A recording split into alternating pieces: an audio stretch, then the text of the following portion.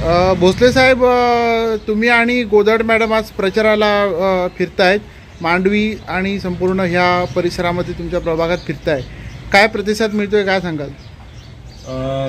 काल शुक्रवार रोजी आम्ही इथेच खडप मोहल्ल्यामध्ये प्रचाराचा शुभारंभ केला आणि मांडवी भागात आमचा प्रचार झाला आहे। आज आम्ही खडप मोहल्ल्यात फिरतोय। या ठिकाणी फिरताना आम्हाला नागरिक अनेक प्रकारच्या समस्या त्यांना ज्या जाणवत आहेत त्याचं आमच्या पुढे कथन करत आहेत आणि त्याच्यावर मार्ग काढण्यासाठी आमच्याशी नक्की त्यांच्या पद्धतीने चांगल्या पद्धतीने बोलणं होतं आहे। भविष्यात जेव्हा आम्ही या ठिकाणी मतदान लोकांचं बहुसंख्य लोकांचं मतदान घेऊन नगरपालिकेमध्ये निवडून जाऊ तेव्हा या ठिकाणच्या असलेल्या समस्या जे आपण या ठिकाणी भेडसावत आहेत लोकांना ह्या 4-5 वर्षाच्या काळात त्या आम्ही नक्कीच त्याचं निराकरण करू। त्या ठिकाणी लोकांना चांगल्या पद्धतीचं आरोग्य आणि सुविधा या ठिकाणी उपलब्ध करून देता येतील या दृष्टीने आमचा प्रयत्न राहणार आहे। तुमच्यासोबत शिवसेना उद्धव बाळासाहेब ठाकरे यांच्या उमेदवार गोदड मॅडम सुद्धा आहेत। तुम्ही तुतारी हे चिन्ह घेऊन जाताय, चिन्ह घेऊन ज्यावेळी तुम्ही मतदारांपर्यंत पोहोचताय त्यावेळी लोकांचं काय म्हणणं येतंय, काय सांगताय?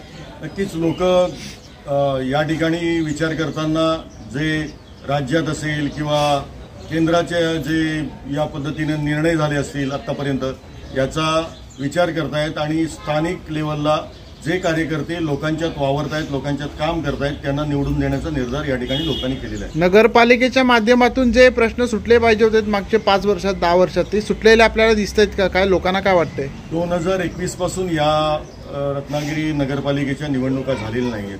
प्रशासक राज्य होतं आणि या ठिकाणी प्रशासक जे वरिष्ठांच्या नियंत्रणाखाली काम करत होते त्यांनी या ठिकाणी काम केलेलं नाही आहे। लोक बऱ्याच अडचणी त्यांच्या आमच्यासमोर सांगतायत आणि त्या सुटण्यासारख्या अडचणी असून सुद्धा प्रशासनाने नगरपालिकेने या ठिकाणी कोणत्याही पद्धतीची सोयीसुविधा उपलब्ध करून दिलेली नाहीत। प्रामुख्याने ह्या परिसरामध्ये कचऱ्याचा प्रश्न आहे, रस्त्यांचे काही प्रश्न आहेत, पथदिव्यांचे प्रश्न आहेत।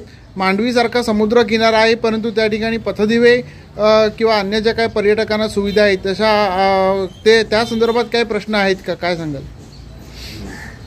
या ठिकाणी हे जे प्रश्न तुम्ही उपस्थित केले तेच प्रश्न प्रामुख्याने आहेत। पाण्याची व्यवस्था, अनियमित पाणी दिलं जातं आहे, रस्त्यांचा तर प्रश्न हा खेडेगावापेक्षा वाईट परिस्थिती किल्ला आणि मिरकरवाडा परिसरात, मांडवी परिसरात आहे।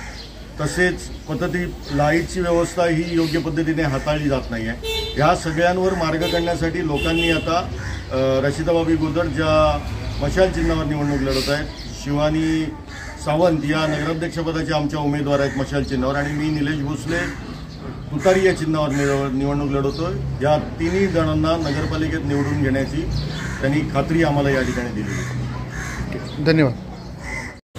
मॅडम, तुम्ही प्रचाराला सुरुवात केलेली आहे, कशा प्रकारे प्रतिसाद मिळतोय, काय सांगाल? नमस्कार, मी गेली 2000 सालापासून या संपूर्ण प्रभागात नगरसेवक म्हणून वावरते। मला 100% प्रतिसाद आहे। तसंच मी निष्ठावंत आणि स्वाभिमानाने ते राहू शकते। कसं असं कुठलाही कार्य घडवलं नाही की मी इथे मला साथ देणार नाही। तशी माझे जे सहकारी आहेत ते माझे कायम साथ देत असतात। कुठेही एक फोन आला की मी सगळं त्यांच्या कामकाजात हजर राहते। त्यामुळे मला संपूर्ण मांडवी बांधवापासून त्याच्या खडप मोहल्ला, मिरकरवाडा, पेठ किल्ल्यावर सगळे मला सहकार्य केले। ते आता 4थ्यांदा उभी आहे आणि आत्ताही मला सहकार्य त्यांनी करणारी मी तुम्हाला द्यावी देते। धन्यवाद। तुम्ही शिवसेनेमध्ये राहिलात, शिवसेना पक्ष सोडून दुसऱ्या पक्षात कुठचा गेला नाहीत, लोकांचं ह्या संदर्भात काय म्हणणं काय आहे का? समजतं ना त्यांना की मी निष्ठावंत आहे, कधी त्यांनी हे केलेलं नाही। बरोबर, हे जे पैशासाठी बळी पडतात तुम्हाला आलेले आहेत ह्याला मी कधी त्यांच्या बळी पडले नाही। माझ्या पक्षालाही काळिंबा लावू दिला नाही आणि माझ्या जातीलाही मी काळिंबा लावू दिला नाही। तुम्ही पुन्हा एकदा नगरपालिकेच्या माध्यमातून निवडणुकीला सामोरे जाताय, काय तुम्ही विचार घेऊन जाताय, काय तुम्ही मागण्या घेऊन जाताय, काय नागरिकांच्या ज्या मागण्या शिल्लक राहिल्या आहेत, काही माझ्या हातून कामं राहिलेली आहेत ती कामं पूर्ण करण्यासाठी या ध्येय घेऊन मी जाते। ओके, धन्यवाद।